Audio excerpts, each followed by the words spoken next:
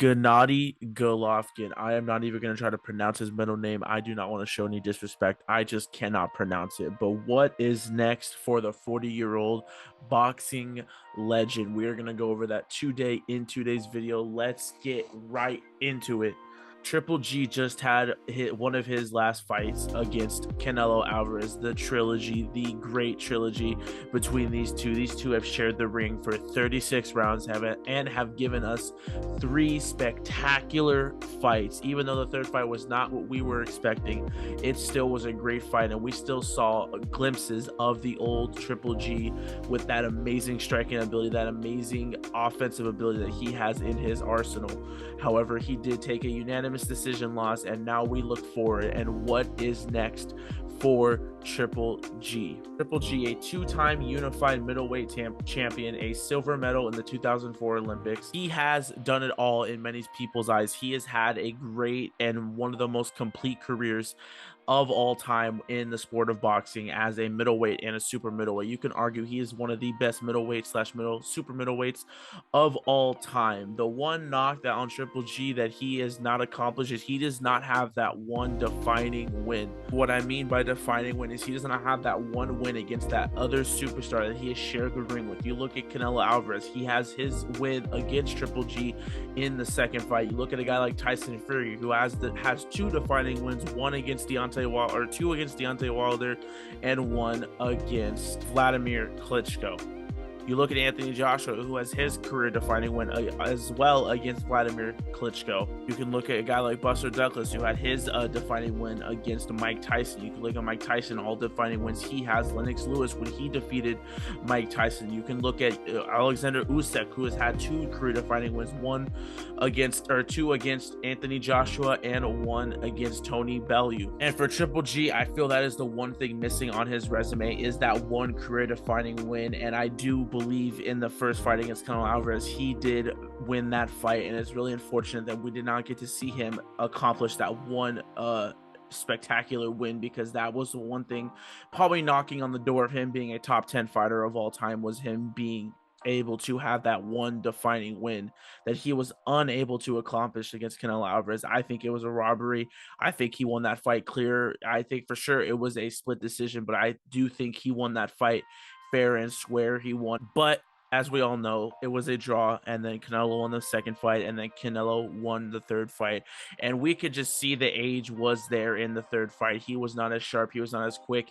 He wasn't able to throw all the combinations he wanted to in the early rounds because he would have got tired out. He said in the post conference, he was not able to just let loose his arsenal in the early rounds because he had to save himself for the later rounds so he could give himself a fighter's chance in the later rounds. But seeing the way he started that fight, it was not a good look for him. It was something I do not like to see as an older fighter. And if he wants to continue fighting, I don't see it being very good. I see it being like a Mike Tyson, where they just don't look the same. They look really bad and just a little bit embarrassing. I think he should call it quits and have himself at a 42-2 record with one draw with 37 knockouts. That should be the career of Triple G. He shouldn't take it any further. There is no need to take it any further. You've accomplished everything you're going to do. You're not going to be competing for another championship anytime soon, and if you get another opportunity, it probably will not end well, because Canelo Alvarez is the middleweight and super middleweight king in the ring right now. And you look at young up-and-coming guys, you got Caleb Plant, who is a dog in the ring. You got Billy Joe Saunders, another dog in the ring. You got so many different competitors in the middleweight and super middleweight division. Errol Spence Jr., you got Terrence Crawford, you got Sean Porter. Like, you got all these guys. Keith Thurman, Manny Pacquiao just recently retired. You have all these guys that are great up-and-coming fighters or in their prime, and Triple G does not match well against them. So you get Jamel Charlo, you got Benavidez. Like, there's so many great young up-and-coming fighters in this middleweight and super middleweight divisions.